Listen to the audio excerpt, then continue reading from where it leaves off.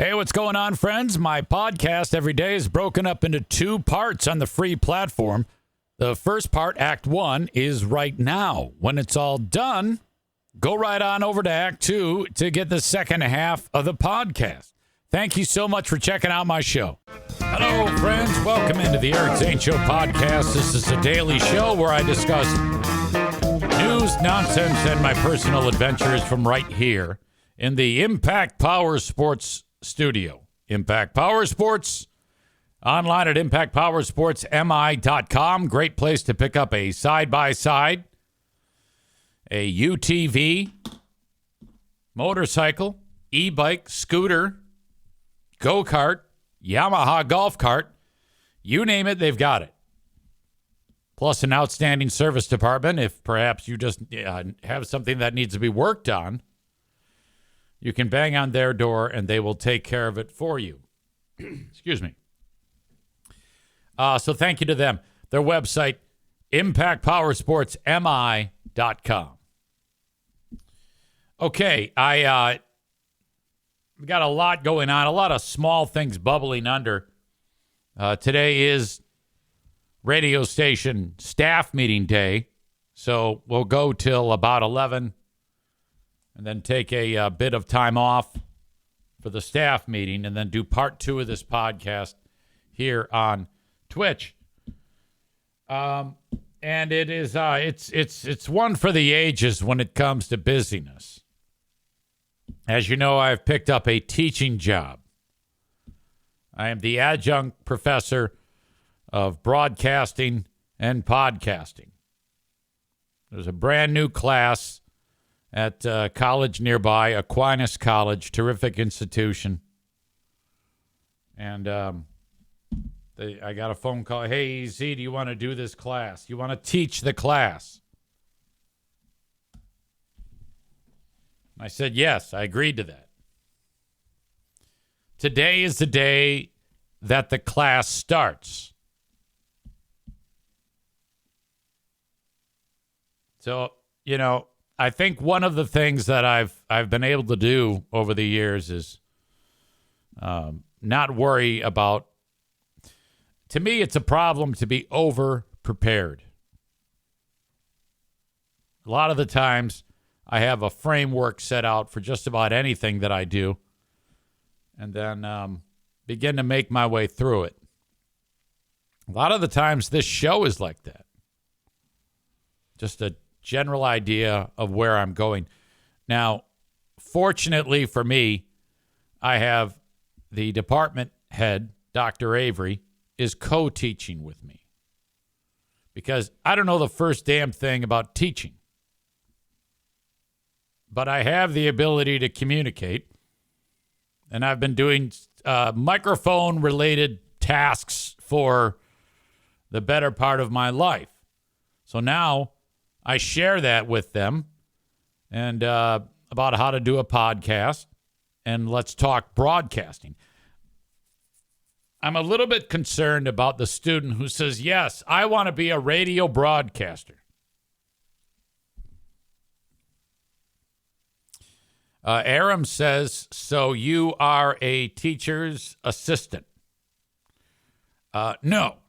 I am teaching everything in the entire class. Dr. Avery says, I don't know anything about podcasting or the current state of broadcasting. Can you teach the class?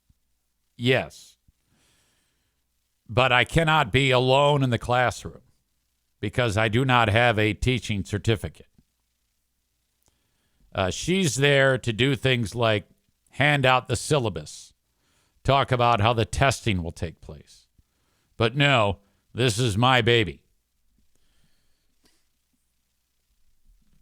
Today's lecture, I've actually titled the lecture.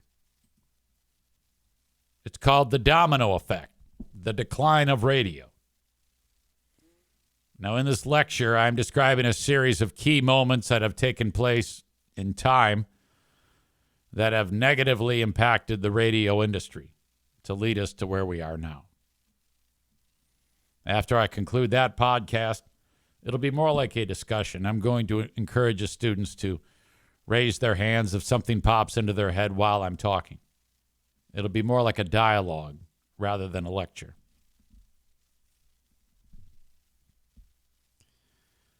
I'll follow that up with the rise of the podcast, which is a lecture that I came up with about what has taken place for podcasts to become the preferred source of audio listening, spoken word audio listening. I'll talk about the types of broadcasting, radio broadcasting, that are actually still viable today.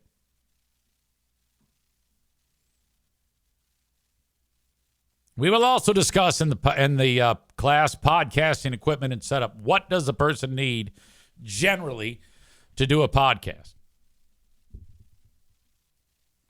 I'll also introduce myself to start the class and how I got to teach the class and my background. And we will review our student learning outcomes. What will you be able to do by the time this class is over? What you should be able to do. So there's only 15 students in the class, and I have goals set on this. Don't be boring, Eric. Do not bore them. Make it so that they look forward to coming to the class. Don't make it ridiculously easy so that they assume that they don't have to come to the class. And work to make sure that they all understand the subject matter so that they could, at the end of the class, start a podcast if they wanted to, or get in the industry to be able to support an existing podcast. So I think I've got it down, but I don't want to, like I said, over-prepare. I want to be able to fill in the blanks as I go, but I'm still reasonably nervous, as I should be. But it's a nervous energy, not because I don't think I know what the hell I don't know what the hell I'm doing, but just, I don't know, general nervous anxiety. I think if I ever get to a point in time where I start something new and I have no nerves, I think there's something wrong with me. You know? Man Bun Chris says, well, class, we'll go back to show you my first episode, A New Light, where I drank 12 Bush NAs and burped into the mic and just used my laptop. This could be you in 12 weeks if you stick with it. Remember now, I'm telling them best practices of things not to do.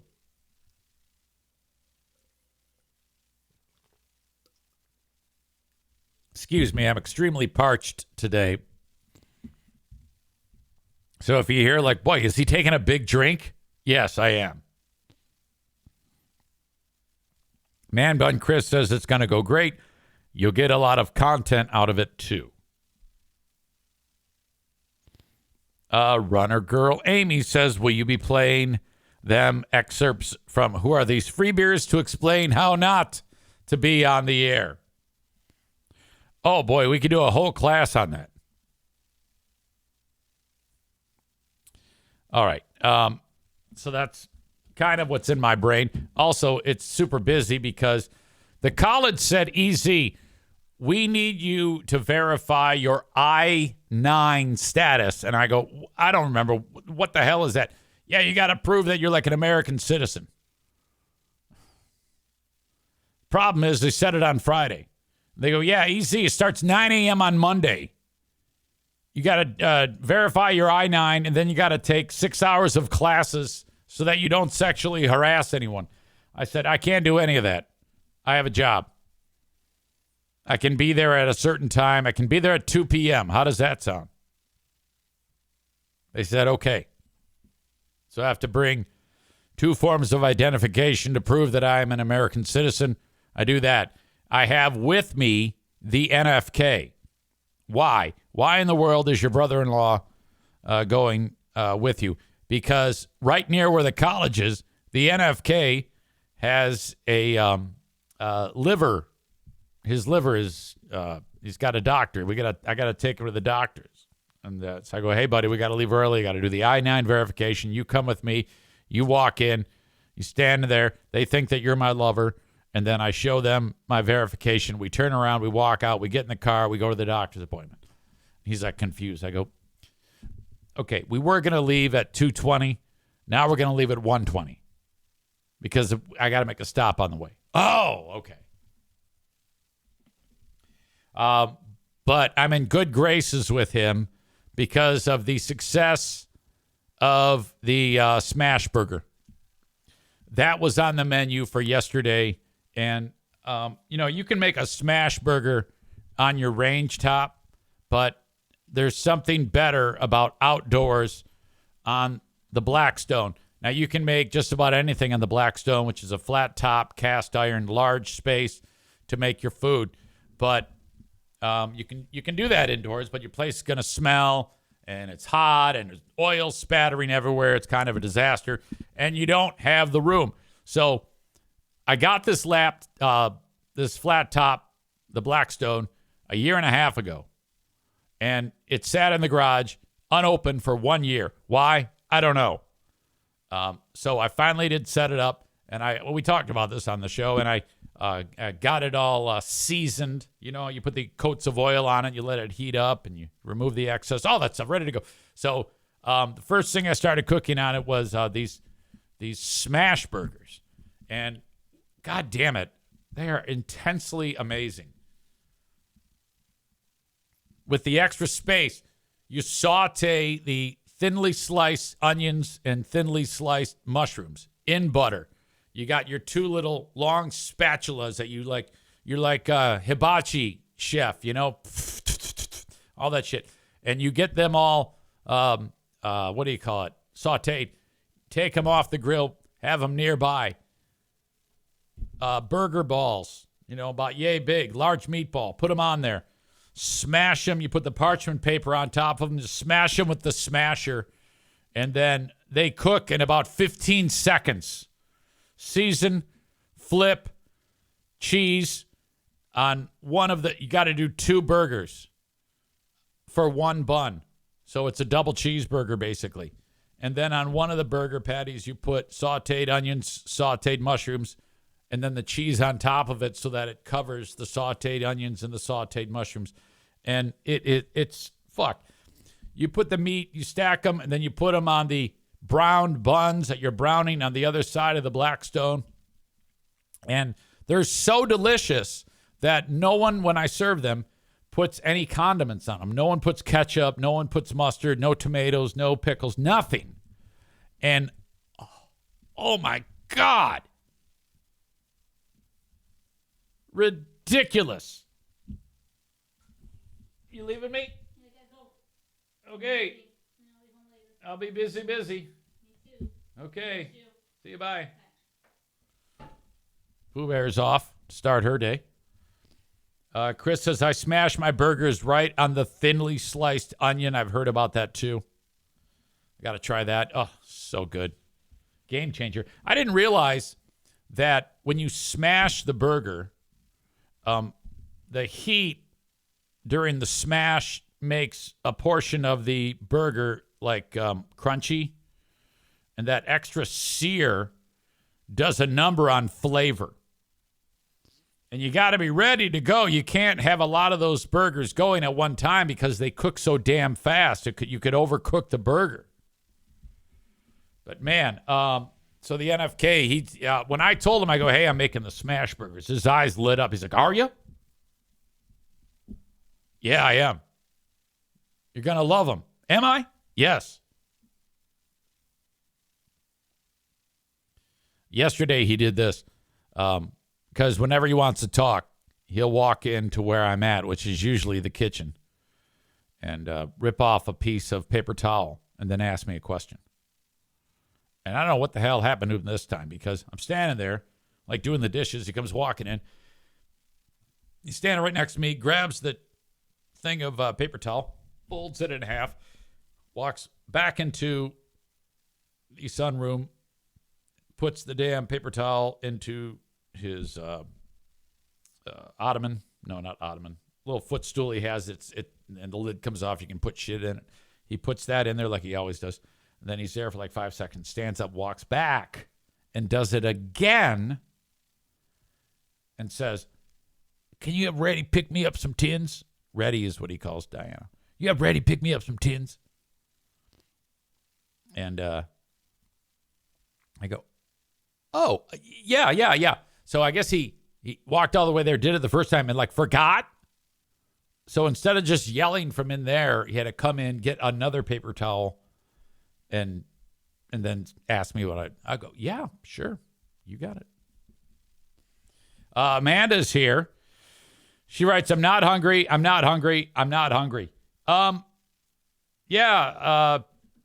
Get used to being uncomfortable. Get comfortable with being uncomfortable. For me, I like the long fast for part of the day and then sensible eating for the rest of the day that I'm not fasting. I did 2 20-hour fasts on Saturday and Sunday. Saturday, I did 20 hours. Sunday, I did 20 hours. Now, on Saturday and Sunday, after the 20 hours, I didn't necessarily eat well, but I don't know. For me, whenever the day starts to get long and I'm piling up the hours, I start to feel really, really good. I've read that when you when your body starts to process all those fat stores and burns that as energy during any type of fasting, that you start to feel excellent. I do to a point, but if I'm fasting and then I start to do anything physical, whatever, mowing the lawn, take a walk, then it's not so good. Then I don't feel so great. Amanda says, I'm saying that because all this talking about burgers and whatnot. Yeah, I know. In fact, I want to update the Fat-a-thon with you. 4 people trying to lose weight. I would say I'm the least successful of all of us right now. I don't know if I've gotten Rebecca's weight yet. That would be Jeremy's better half. It may be in by now. But I did get Amanda's and Jeremy's. There's Rebecca's. Outstanding. Okay. I'm a little flat, meaning I guess I'm down. I was at 181. Now I'm at 180.2. Lost 0.8 for the week. That puts me down at 5.3. 16 weeks in. I got to put several weeks back to back of that, of losing a little bit each week. So there you go. Down 0.8 to 180.2. Amanda has put together a couple of solid back-to-back weeks. Last week, she lost like over 7 pounds, which set a record for the most weight lost in 1 week. That's the most in the history of the Fat-a-thon that has been lost at 1 week. And so that 7.8 pound weight loss, she follows that up with a realistic and healthy 1.2 pounds lost in the past week. Outstanding. So now she goes from 299.6 to 297.4. She has lost 1.2 pounds in the past week. That puts her at an overall of minus 3.5 for 8 weeks. I should note that I was just going over some old shows and on the Patreon because I'm preparing for some time away for the Labor Day holiday. And one of the shows that I put together, it was a Patreon episode right after former American Idol competitor Mandisa died. And in the show notes, I wrote, Mandisa is dead and it's affected Amanda. She vows to stop eating. So, just part of the ups and downs that we have been through, periods of time where your brain is like, I got to stop. And other times where you're like, fuck, this is terrible. I'm eating again. But right now you're doing good. So you lose 1.2 for a grand total of 3.5 pounds lost. Jeremy continues to defy the odds of, I shouldn't say the odds, the there's been a thought, and whenever you've heard about someone who's losing massive amounts of weight, hey, it's going to get harder. You're going to struggle. You're really going to struggle when you get way into it, we are almost 1 year into Jeremy losing weight, and he hasn't slowed down at all. His goal, he indicated to me, was to show that, I don't care what anybody says. I'm not going to use that as an excuse. The preconceived notion that, as you are losing your weight, it'll get harder and harder and you will lose less and less. And he has proven that again because he has lost another 2.5 pounds. He was 215.6 going into this week. Now he's at 213.1. That means he has lost 122.3 pounds in 51 weeks. What was 335 plus is now 213.1. Now, I don't recall the goal weight, but this is just remarkable. This is quite spectacular. I'm anxious to see after your body, because this transformation, as you lose this fat and you're going to be exercising more and you're going to fill out your body, and because instead of fat it'll be muscle. God, this is just great. I'm so very, very proud of you. You really, really are an inspiration to me and everyone else. And you did it just by changing your habits and changing what you eat. It really is. It is not something that should be looked at lightly at any one point.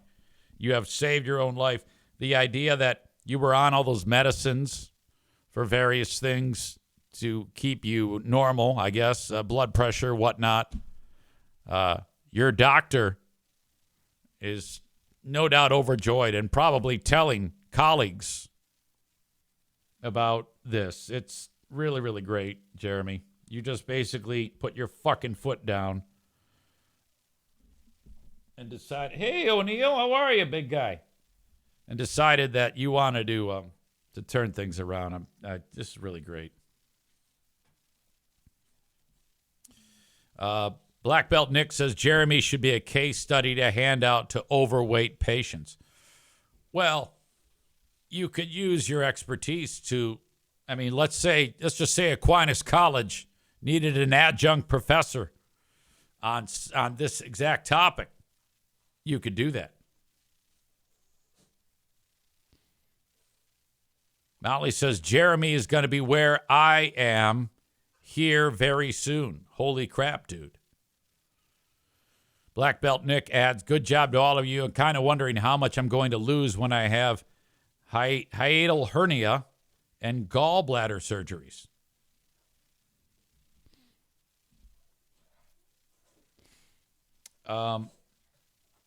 So Jeremy is just crushing it. Let me see now. I have to do Rebecca's in real time on the show. She was at 278.6. She had actually gained 0.8 last week. Let's see what she says this week.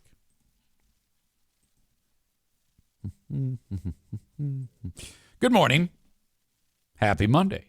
Weight still pretty stagnant, and I'm still okay with it. I'm enjoying the last weeks of summer before I really buckle down again. I had my yearly physical last week, and my doctor is actually pretty happy with this plan. I'm still down 27 pounds from this time last year, so I am going in the right direction. I'm just going slowly. Still loving how I feel at the gym. I feel stronger and my cardio endurance is doing well in spite of my asthma and the shitty air quality allergen levels that we've had. Weight last week was 278.6. Weight this week, 278.4. Negligible change. Hope everyone has a great week, and I'll see you at Pinball Orgy number 2. Signed, Rebecca. All right, I got you down. 278.4. So down 0.2. Down 16.3 after 24 weeks. Everybody down. Star on the blubber goes to Jeremy. Congrats, big fella. Keep it up. If you could let me know in the chat what the goal weight is for you. Amanda says, Nick, Black Belt Nick, I'm wondering if I should have that hernia surgery. My doctor told me that they might be able to tuck up my stomach since I stretched it out. So does that mean that you have a hernia, Nick?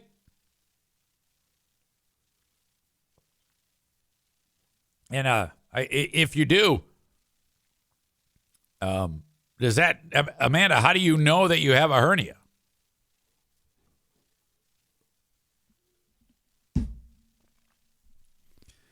He says, yes, my stomach is going through my diaphragm. All right, so I guess these two have the same thing. They have the hiatal hernia. All right. Dan says, thanks, Canada, for another year of shitty air quality. Manage your forests better. Amanda says that she heard Nick say he wants to be 180. Rebecca says 200.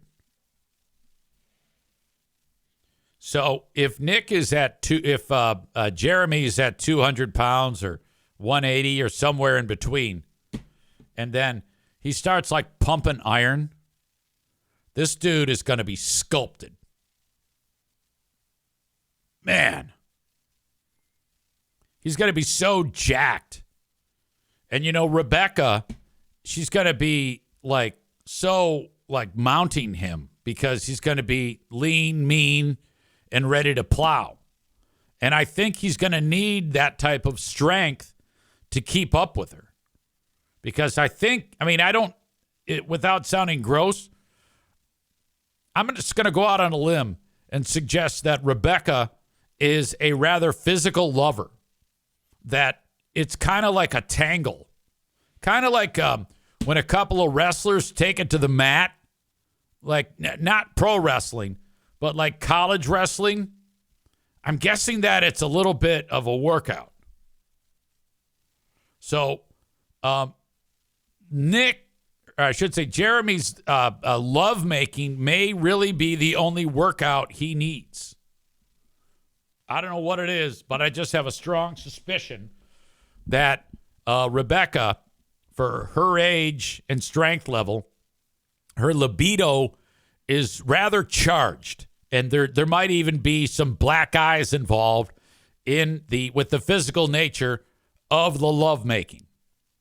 Like she likes to, she strikes me as the type of woman who might want to get her scent on you, or maybe show dominance at some point with a forearm shiver or something else that makes you go, oh my God, I'm getting my ass kicked here. Stevie says not to make it weird, and then proceeds to make it weird. No, I knew it was going to sound that way, but I think it's important to note that she strikes me as that type. Like she's like an aggressive love maker is what in a good way. I mean, for your healthy, happy relationship with Jeremy. Rebecca says he's going to have so much fun listening back to this. I'll bet you I'm right. Now, don't tell me. I don't want to know. That's what I think. By the way, Jeremy is starting a new job today. So good luck with it. I hope it goes well.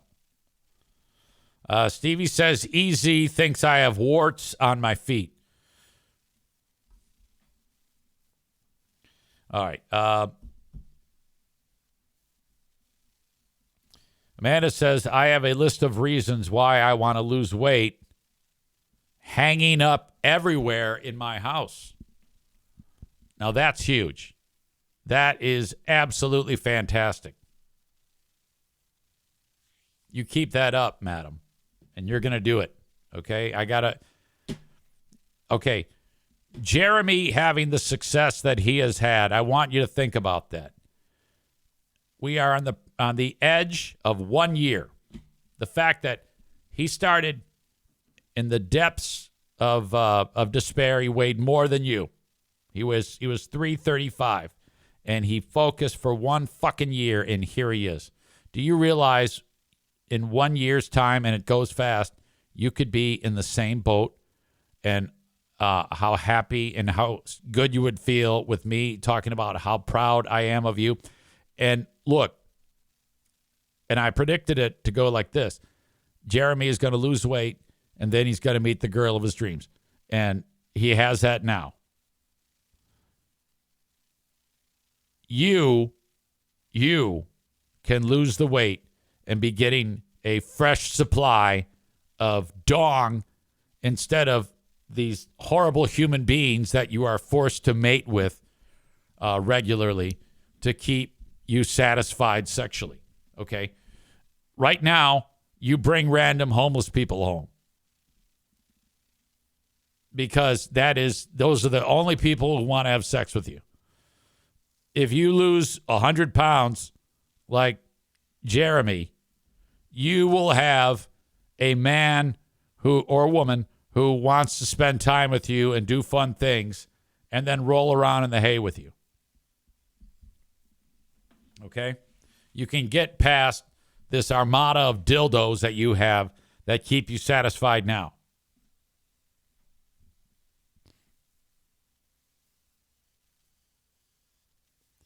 Bob is here. He says, good luck with the new job, Jeremy. I got to find a new one, too. Day 10 of being unemployed. Bob, I did not know that, and I'm sorry to hear that.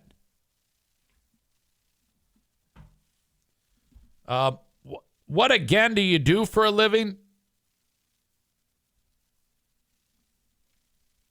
I think we just discussed that, and of course, I don't remember. You're a driver? Aren't you a driver? Maybe. I don't know. Tyler says there are plenty of cousins out there down for some DP action. That's right. Amanda had sex with her cousins. 2 of them at the same time.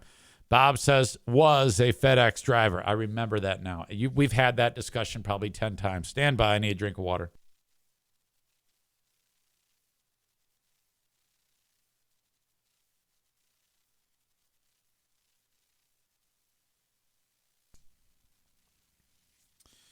All right, so there you go. Sorry about that, Bob. As indicated, the Pinball Orgy number 2 is Friday night. Thank you to Pinball Land. They just re-upped with another 3 months of marketing. I sell these marketing blocks, and I mean, they can buy more, but I encourage them to only buy 3 months at a time because I like to make this as easy as possible for them. And they just signed up for another quarter of marketing. It's another great advertiser that I put on the podcast here that they had been in my sites at Pinball Land for a few years, actually. That's not the first time it's happened where I've been, contemplating either reaching out or just trying to make it happen. Amy asks, what time are we all meeting at the Corner Bar in Rockford, Michigan on Friday? 7:30 p.m., Corner Bar, Rockford, Michigan. We're going to have something to eat, something to drink, hang out, get your Aurora cup so you can get booze in it from any one of the fine establishments in the downtown Rockford area and take it into Pinball Land where we will play pinball.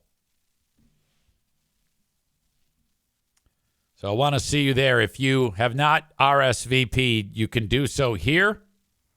You can email me. You can text me. You can even go to the Facebook post pinned at the top of my Facebook page and just indicate on there that you will be participating in Paintball Orgy number 2. I'm sorry, Pinball Orgy number 2.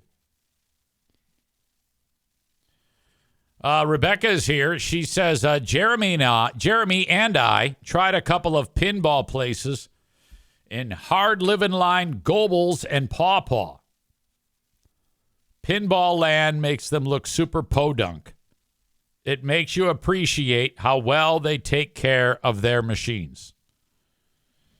Yeah, it doesn't hurt that the owner of the facility and all of the machines is a pinball mechanic. That's the guy you want running your pinball retro arcade, a actual pinball mechanic.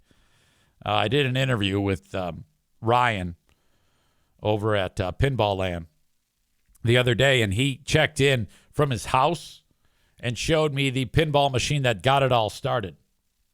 His dad had this old school pinball machine from way back when in their house when they were growing up, and he had it given to him after Dad passed. And he knew how to repair it and then started collecting pinball machines. And then there you go. The rest is history. There they are, right there. All right. Easy Book Club. We have 19 members of the book club. And if you want to participate in book club, just let me know. These are the names in book club. Jeremy K., Nathan R., Francis C., Nick in Houston, Stevie, Rebecca, that otherwise known as Twat, Derek D., Becca, which is Becca Shea, Chris K., Megan, Maureen, Amy, Mike Q., Black Belt Nick, Tophus, Aaron's wife Joanna, Adam Balboa, Mallory. I have Aaron F. down. Double A, or Aaron. Aaron. I think that's how you spell it. And I'm not 100% sure that that's accurate because when I first wrote it by hand on this piece of paper, I either couldn't read my writing or I may have written that down for another thing. I'm not quite sure. But if that's you, can you please let me know if I am referring to you? Eric at ericzaneshow.com. The book that we are reading right now is called Martyr by Kava Akbar. If you want to get that book and read it, I'm about 60 pages into it right now. I'm thinking that we do a book club show coming up next week. Cannot be Monday because I'm teaching the class, but it could be Tuesday, it could be Wednesday, it could be Thursday. I've been liking doing the Ben and Eric Patreon podcast on Wednesdays for some reason. I don't know. I as soon as I get that out of the way and done, it just makes the rest of the week go downhill. I mean, like you're kind of rolling downhill and you're gaining momentum. I like the Wednesday shows. I'm going to reach out to Ben Glaze and determine whether or not we're doing it on Wednesday or Thursday this week. So that is not yet determined. That book is, I'm liking it. It's easy to read. It is, it's a story about, it's a work of fiction. The guy who was the writer, Kava Akbar, is a Muslim, I'm guessing from Iran, who is in charge of the literary department at the University of Iowa. He writes mostly poetry, but he wrote this novel, a fiction novel based on true events. In 1988, the United States thought that Iran had a military plane flying over in a no-fly zone. The USS Carl Vinson was in the Middle East. There was a lot of turmoil going on in the Iran-Iraq war at the time. And a plane took off en route to Dubai, a passenger plane with 290 people on board, Iranian people, mostly. The U.S. thought it was like a fighter jet or a bomber, and they blasted it out of the sky. True story. That actually did happen.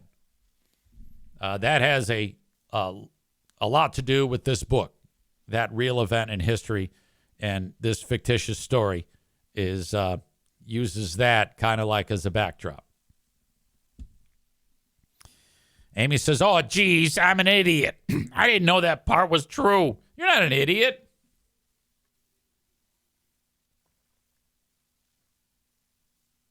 Ben Glaze is here. Ben Glaze was tipped off that our pals on Free Beer and Hot Wings did yet another segment on doing the laundry. A audience member, I forget his first name, last name of Phipps, made a comment on one of my Facebook posts and said, yeah, I had to sit through them for 10 minutes talking about doing laundry. And Ben and I both were like, wait a minute, when did this happen? We need to know. And Ben got the info and was tipped off, and he is frantically curating that material for let's decide on a Wednesday edition of Who Are These Free Beers, and then the Ben and Eric Patreon podcast. So Ben is here. He says, both work for me. So there you go. We'll do it Wednesday. Ben will be sharing the latest segment where the gang breaks down doing the wash. And I'm excited about that. See, that's how it works. If I'm encouraging you to listen to the show. And when you hear something that makes you go, God damn, this sucks. Or you hear something else that you know that we would park on for Who Are These Free Beers, please let us know that. You can reach out to Ben Glaze or myself on social media or email or whatever it is. Or here, or text me if you have my number. I don't care. Message me on Facebook. Absolutely. Don't be shy about that, and send along the material that you heard that we can cover on the show. All right. Let's see. What other notes do I have for you? I saw my dad over the weekend, and I want to share with you the latest picture because folks often ask, hey, how's your dad doing? And he's doing well. His health physically is fine. Here is the latest picture of Dad and I. I am starting to think that when I am his age, I will look exactly like him. He'll be 92 coming up in March. His mind is foggy. If you talk to a dad about stuff from a long time ago, he has retained that. The short-term memory is a bit more of a struggle, though.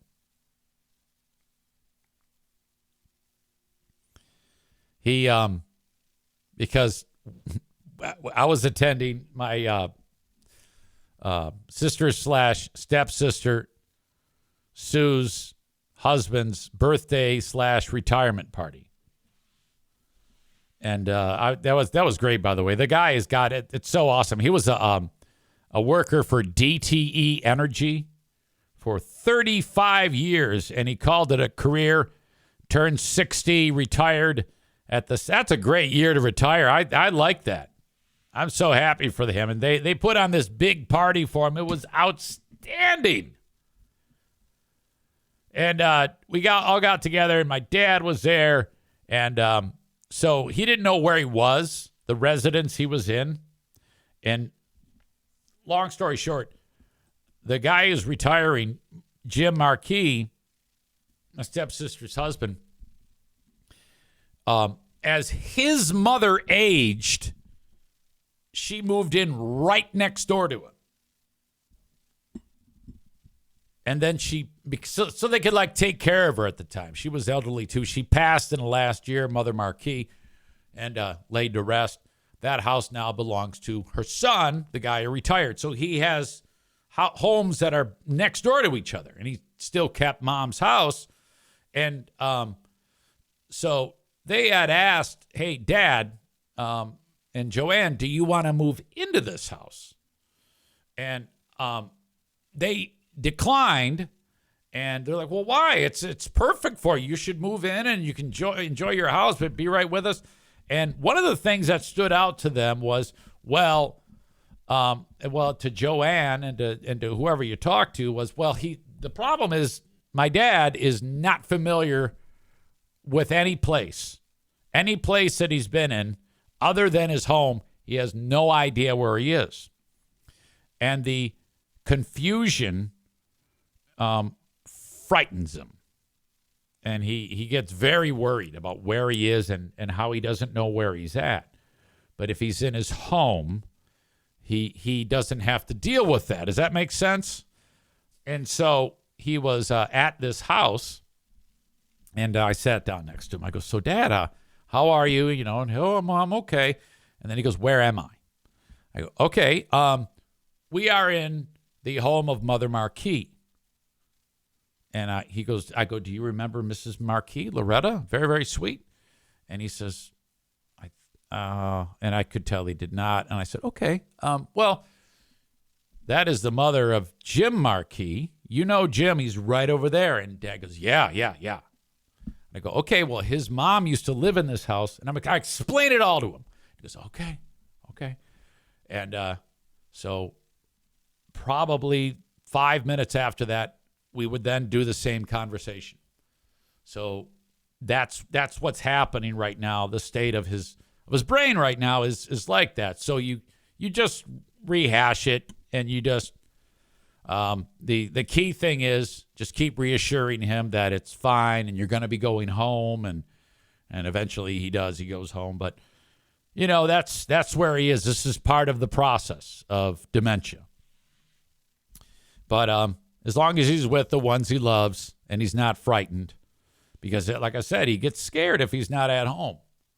So, and then Joanne says to me, she goes, you got to come visit, you and Diana and the kids. I don't want him to forget you. And I go, you're right. We're going to make that a priority.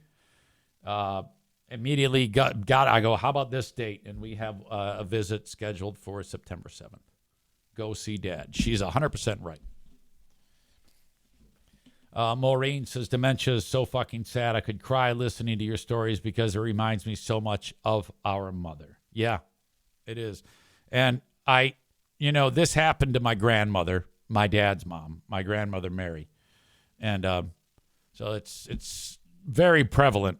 And this probably will happen to me at some point.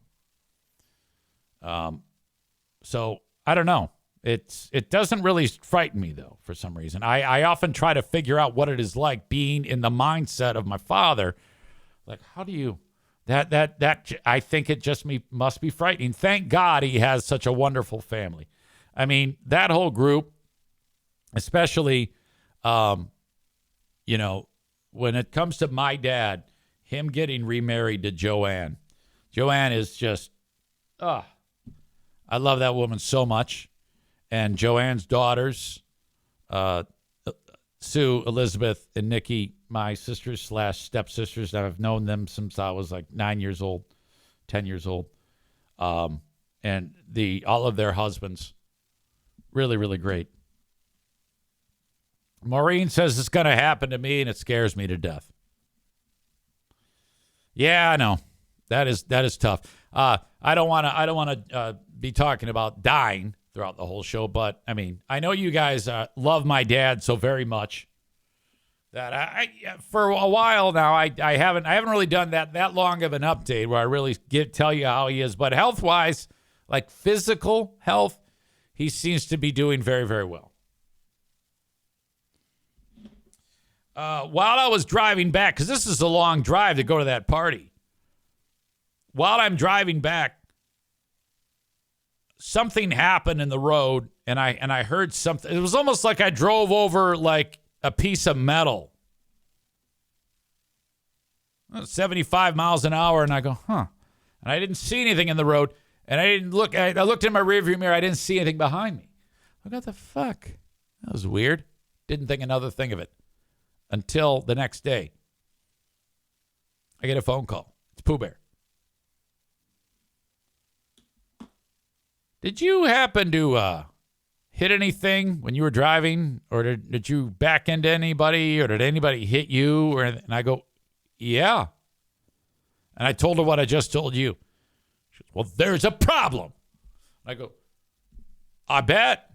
I remember when I hit it. And I told her all that. And I go, yeah, something was in the road. It must have been, but I had forgotten about it. What's up? She takes a picture, sends it to me. I go, okay. Now, but I said, I don't know if that might just be a mark. I don't think it went through the paint. So I'm going to reach out to those guys over at Oakland Auto Detail first. Say, hey, can you make this go away? And I'll bet you that they can. They're really that good. And that is a beautiful segue for me to remind you that if you want your car cleaned from the inside out and get rid of all those little scratches and nicks and things like that, they can take care of that. 616-510-3470. I can't say for sure that they can fix this one. It just depends on how much damage is done. But they're sure going to try. 616-510-3470. Follow Oakland Auto Detail on Facebook. 616-510-3470. Your car will come back to you as good as new. There's racing this weekend at Berlin. BerlinRaceway.com. Not this Saturday, but the following Saturday. Wait a minute. Is it this Saturday? It is this Saturday. This Saturday, I will be at Berlin Raceway for the first ever edition of Uninformed Track Announcer. Eric Zane, Uninformed Track Announcer. I'm going to be handed the microphone from the broadcast booth, which is outdoors. People are going to be looking at me as I do the play-by-play of a race that we will be watching there. Get your tickets for $15 up till Friday at 11:59 p.m. at BerlinRaceway.com. Parking is free. 15 and under is free. Don't miss it. Berlin Raceway Saturday. Sarah Rook Roosh, I'm looking at you. I get my hair cut at King's Room Barbershop, and you should too. They have 3 locations: Northland Drive, Caledonia, and at 821 36th Street in Wyoming. Kingsroom.net is their website. You go there. You can get exact locations. You can get hours of operation. You can get the schedules of when your stylist appears and where, because sometimes they go to different spots in town. But there you go, kingsroom.net. Great place to get a haircut. $21. Do mention EZ when you visit them at King's Room Barbershop. Mention me then, and mention me whenever you call any one of these great sponsors, like Kuiper Tree Care. 616-828-8225. If you got a tree down, call Kuiper. You need a tree trimmed, call Kuiper. Kuiper. KuiperTreeCare.com. They do the stump grinding. They do tree removal, storm cleanup, tree risk assessment. 616-828-8225. Luke says, I follow the Oakland Auto page. That guy sure does a lot of push-ups. Really? If you say so.